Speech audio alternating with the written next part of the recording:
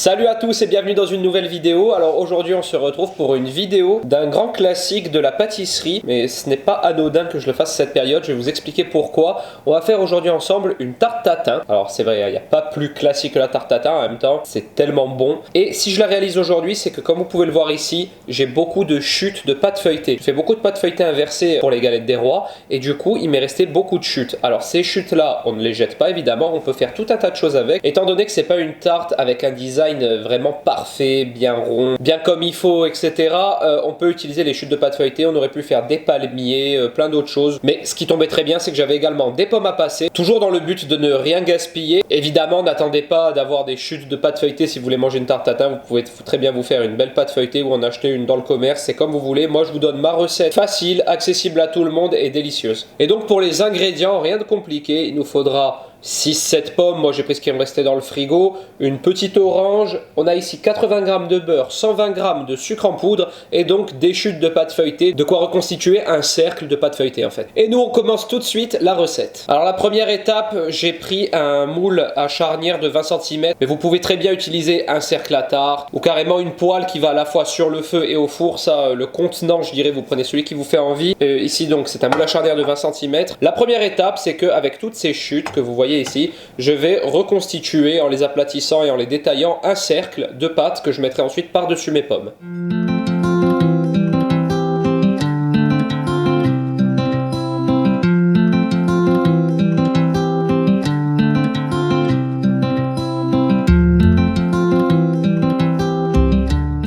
Voilà, maintenant que mon cercle de pâte feuilletée est reconstitué avec les chutes, je l'ai remis au réfrigérateur jusqu'à utilisation. Vous avez vu, il y a quand même une petite technique avec les chutes de pâte feuilletée, c'est qu'il ne faut surtout pas les mettre en boule, il faut vraiment respecter le feuilletage de base. Donc ce qu'on fait, c'est qu'on colle les chutes les unes aux autres, on les aplatit, voilà, surtout ne jamais les mettre en boule, gardez-les telles quelles et ensuite vous les superposez pour garder ce feuilletage justement. Et maintenant, nous on va tout simplement passer à l'épluchage et à la découpe de nos pommes avant de les cuire dans une poêle.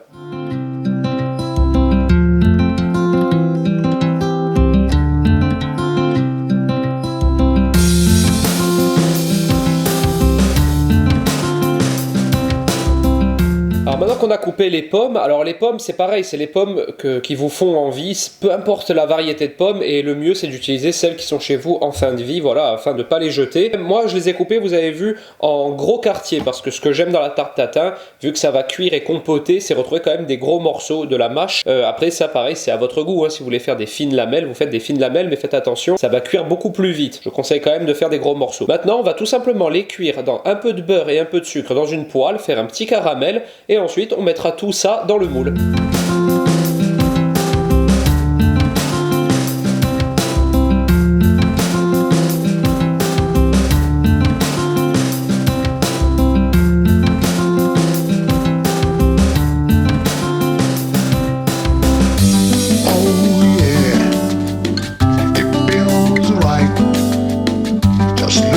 Voilà, mes pommes sont réalisées, donc vous avez vu, j'ai pas poussé la cuisson du caramel à son paroxysme, on dira, parce qu'il faut pas oublier que ça va continuer à cuire au moins 30 minutes au four, et si on a un caramel déjà maintenant très foncé, ça va être amer ensuite, parce qu'en sortant du four, ça va continuer à cuire. Donc je fais un caramel, voilà, vraiment qui a une belle couleur ambrée, pas plus. Souvent, vous avez des problèmes à réaliser le caramel pour les recettes, là vous avez vu, c'est très facile, on met sucre, beurre au départ, on n'attend pas que ça devienne du caramel dans la poêle avant de mettre nos pommes. Quand le beurre mousse, on met les pommes, et là, on commence à mélanger jusqu'à l'obtention du caramel. On déglace ensuite avec un agrume. Moi ici j'ai choisi une orange sanguine parce que c'est ce que j'avais. Vous pouvez le faire au citron, pamplemousse, ce que vous voulez. Voilà. On déglace, le caramel redevient liquide. On enlève nos pommes et maintenant on va pouvoir passer au dressage dans notre moule.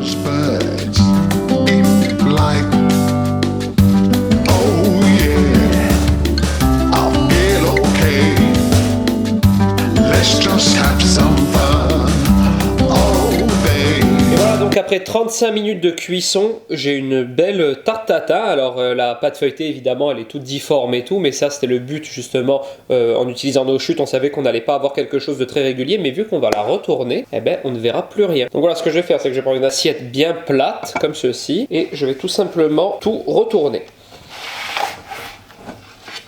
Et voilà, là on va laisser la gravité faire son œuvre je dirais, et ensuite avec le moule à charnière de toute manière on pourra démouler ça facilement.